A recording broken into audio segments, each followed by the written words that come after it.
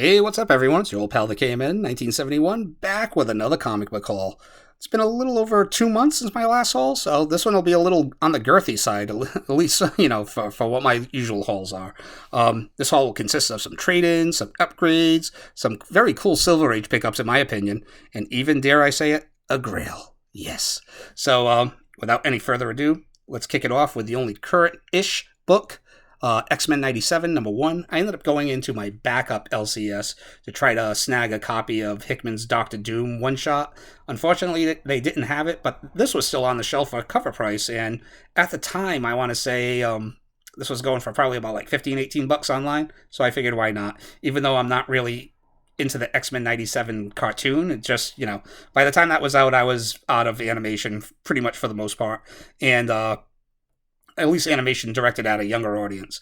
But I'm so happy that because of this cartoon, it has sparked an interest in the X-Men back issues again. I love going into comic book shops and seeing X-Men books on the wall. So as an X-Men fan, had to have it, because if something's hot as in the X-Men franchise, just have to have it. All right, these next 16 books will be from a trade-in that I did, selling books, a long box of books for pennies on the dollar. I believe he gives at my LCS maybe like $50 for a long box, and it was all just like modern filler. So the only reason I ended up getting rid of it is so I can have more room in my to collect. So nothing too crazy, but a couple of good pickups at the end. So we'll kick it off with X-Men Legacy number 223, just a stunning Marvel Girl cover that I've always liked. Doesn't go for anything. You can still pick it up on eBay for under $10, shipping included. And I also have been on an Art Adams X-Men 80s kick, so any kind of Art Adams cover that I can find from his classic X-Men run, I'm snatching it up. So here's number 10, number 12, 14, 16,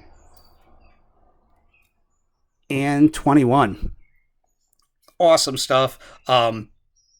The quality, like as an X-Men fan, these are probably one of the best bargains out there. For like $3, you get an Art Adams cover. For these first 20-something issues, they also feature back covers by John Bolton and original backup stories by Chris Claremont and John Bolton. So, great pickups. And for an X-Men fan, no-brainers, in my opinion.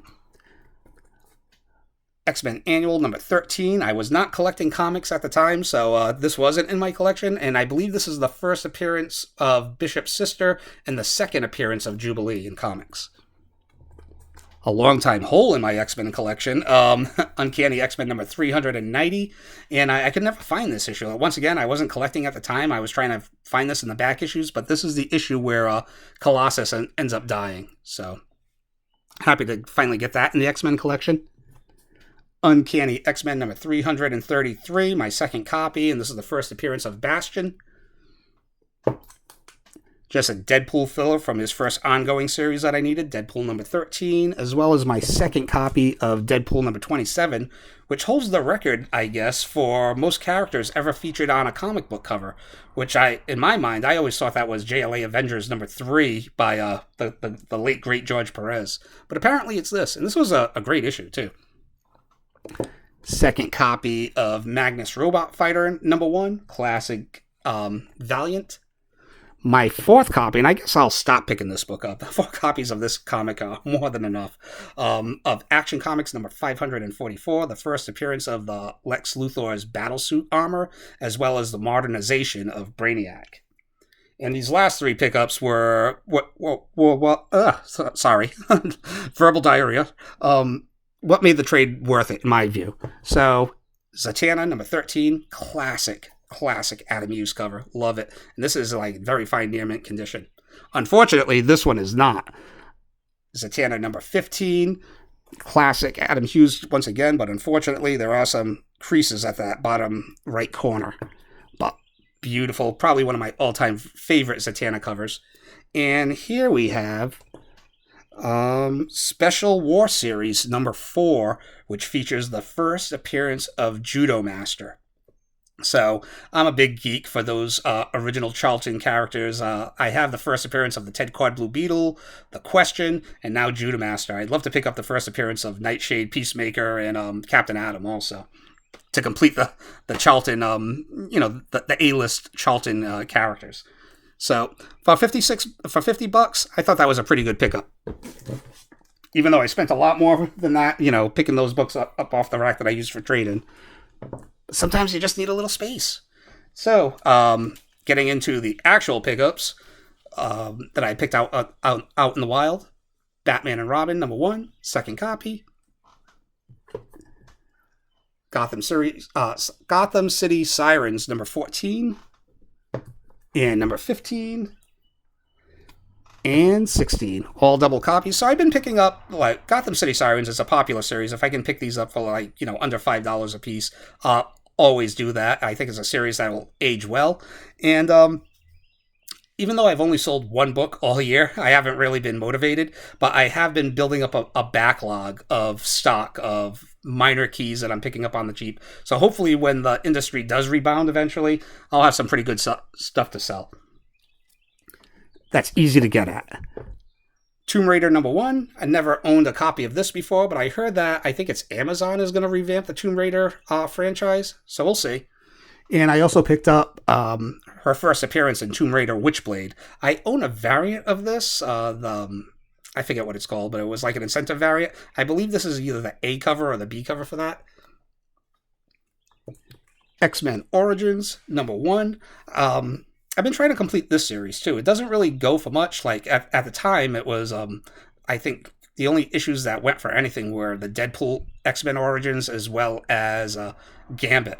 But this has turned into like a $10, $15 book too. My favorite one is obviously the Wolverine X-Men Origins, which I think is the best story out of them all. But you can pick that one up, I think, for like maybe $5. Speaking of which, $5. This was a $5 pickup. Fall of the Mutants, Uncanny X-Men number 227. When this book kind of spiked a little bit during the X-Men 97 series when that was being broadcast, I kind of ended up going through my back issues, and that's when I found out. I'm like, I missed out on this issue. So I ended up picking it up for like $5, which I still think is a fair price for this book, for what it is. Also picked up the last couple of Art Adams classic X-Men issues that were available. So number 5. Number 13. Check out that killer Magneto cover right there. Adam's Goodness. Number 18. Finally picked this up too. ROM number 17, which features ROM versus the X-Men, which we won't... Who knows if we'll ever see that again, right? And I want to say that this is also a Frank Miller cover. So pretty cool. I'll have to pick up number 18, which is the second part of this story. Conan the King, number 31, classic Mike Kaluta artwork on the cover once again, and believe it or not, my only Conan comic in this haul. And now that I think about it, no Star Wars comics in this haul either, because as we all know, Star Wars is dead. The Acolyte destroyed it all by itself. It's unbelievable. A 40-plus year franchise killed within 5 episodes of a Disney Plus series. Just kidding. What a bunch of bullshit. As we all, Star Wars back issues in a lull right now for demand. Yeah, are a lot of back issues taking a hit and taking a lull after the pandemic spike? Yeah. So I wouldn't say Star Wars is dead. I'd say that the fan base is back into like a little, back into a certain level of toxicity. Let's just say, but I don't know. I doubt that. Disney is basing Star Wars being dead on comic book back issue sales. I'm pretty sure they're making a lot more money on merchandising and probably like pops than that. So Star Wars, while in a lull, definitely not dead. Sorry for the little mini rant, but God, it's tough being online and being able to read and hear at times, Kazar number 3, co-starring Spider-Man, and this is actually a reprint of the two Kazar's first meeting with Spider-Man, as well as his first meeting with Daredevil, which I own those 2 Silver Age issues. So it's good to have this, as a reprint copy. Some Bronze Age DC horror, which has been something I've been addicted to all year. House of Mystery, number 216. Very reminiscent of a Werewolf by Night cover, where it's basically almost the same perspective. Number 222, Outstanding. Another series that I've been into as of lately, The Witching Hour, number 57. 62. And 66. Also snagged a copy of Amazing Spider-Man number 111. I've been trying to put together this Craven arc, but Amazing Spider-Man issues from the early 100s still carry a price more times than not. Avengers number 73, pretty high grade. I want to say this is very early Bronze Age, 1970, I think.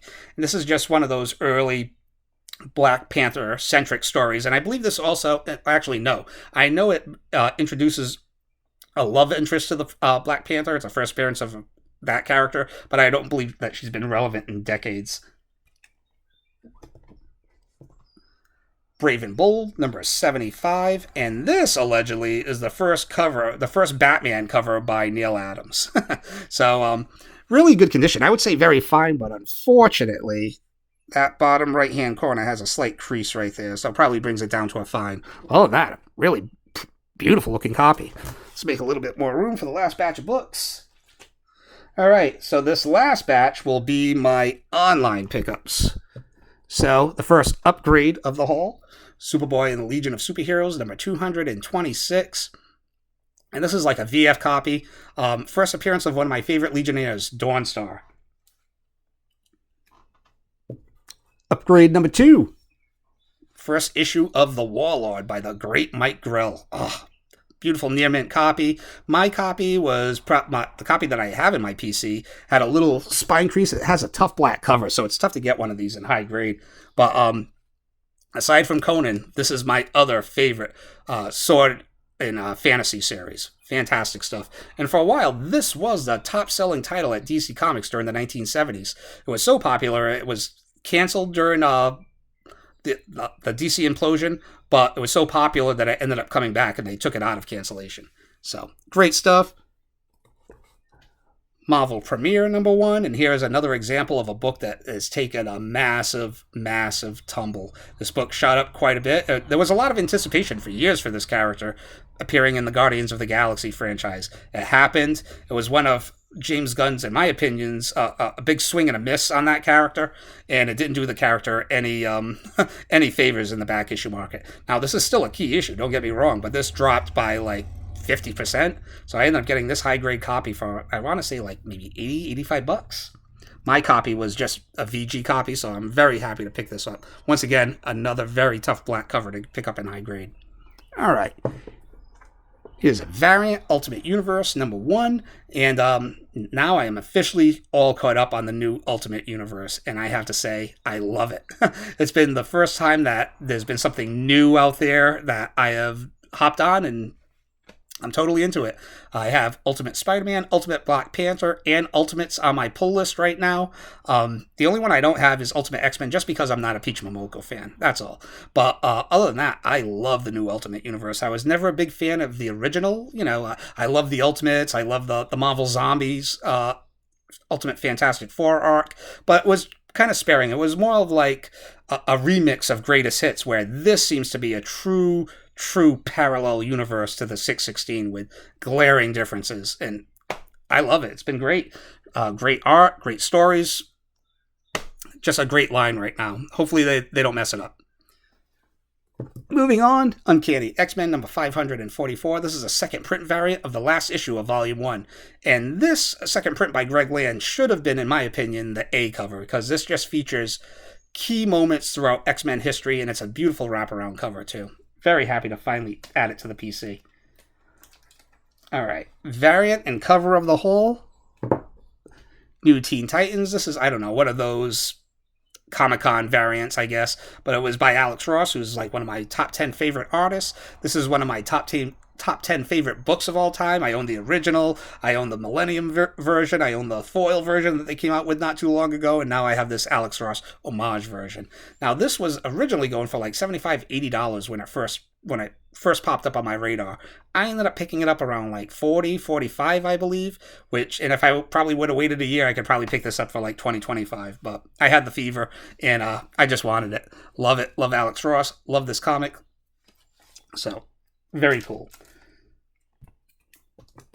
X Factor number 5, newsstand, and X Factor number 5, newsstand, and X Factor number 6, First cameo appearance, and first full appearance of Apocalypse. So number 6 is also an upgrade. I used to own number 5 back in the day, so that's the first time that has been back in the collection in decades. But before this issue took off, I ended up getting an upgrade because my copy had a crease in the bottom left corner. So this is probably VF plus to near mint minus, both of them for around like 40-45 bucks. Luckily, I ended up picking it up before the last episode of X-Men 97 hit, which ended up spiking this book again. As we all know, this book has gone through the hype speculation cycle. It peaked right before X-Men Apocalypse ended up hitting and then disappointing everyone. And then this book took a sharp dive down again. And now I feel it's like on the upward trajectory once again. So happy to get it back into the PC and happy to upgrade it. In my opinion, Apocalypse is definitely a top 5 X-Men antagonist. More classic Avengers number 66, which features the first appearance of adamantium in the Marvel Universe. Yes! I'm a bit of a Wolverine fan, so I wanted to have it. For a long time, I did not know about it. Amazing Spider-Man, number 46. Oops, sorry for seeing my face. Sorry for the psychological damage, potentially. But anyway, Amazing Spider-Man, number 46, featuring the first appearance of the Shocker, and I'm just gaga for any pre-100 Amazing Spider-Man issue, man. It's great. Not a cheap book. This was, I want to say, probably about $1.50. This is in fine to fine plus condition. So when I factored in the condition and that I just wanted it, I ended up chucking down the money. Sometimes in this hobby, it's great to get deals and everything and stuff under the radar. But as we all know, sometimes in this hobby, you just have to pony up some cash to get the stuff that you want. This was one of those deals. So very happy to pick it up. And now for the pick of the haul, and possibly, not to sound repetitious because I've said it in the past few videos, but the pick of the year. So here we are. Fantastic Four, sorry for the glare, number 52, CGC, 5.5, the first appearance of the King, the Black Panther. Yes! I've wanted this book for a long time, man. And if you go back to my last video from last year, this was on my list, but seriously, I didn't think I was going to pick it up. I kind of hit a mark where I was like, if this book falls in this condition for under $600, I'll make an attempt at it. And wouldn't you know, it did. I can't believe this book has dropped the way it has. In my opinion, that's the reason for it is unfortunately the tragic loss of Chadwick Boseman. But in my opinion, the Black Panther is going to be one of those James Bond type characters or Batman type characters, Superman, Spider-Man, where multiple actors, it'll become a generational character that will just keep on coming back. Because, come on, how could he not? So, very happy to pick this up. As well as Amazing Spider-Man, I go gaga for any pre-100 Fantastic Four issue, never mind an issue of this caliber. So, for the only second time, I consider this a grail. I mean, I own a lot of comics that I consider grails, but I probably considered universally grails. As a Star Wars fan, I consider Star Wars #1 a grail, but for many people, it's not. Or Conan #1 is a grail, but for many people, it's not. But I want to say this is one of those books that's more universally recognized as a grail. So, very happy to pick it up. I paid, what was it, like $571 for this comic, not counting shipping. So, very happy. And, yeah, can't believe I finally own this. So, that's all I have for this past couple of months. I will be back in another couple of months whenever it takes me to, build up a haul. And that's all I have. So, have a happy summer. Enjoy yourselves. Enjoy your comics. Wakanda forever, baby. See ya!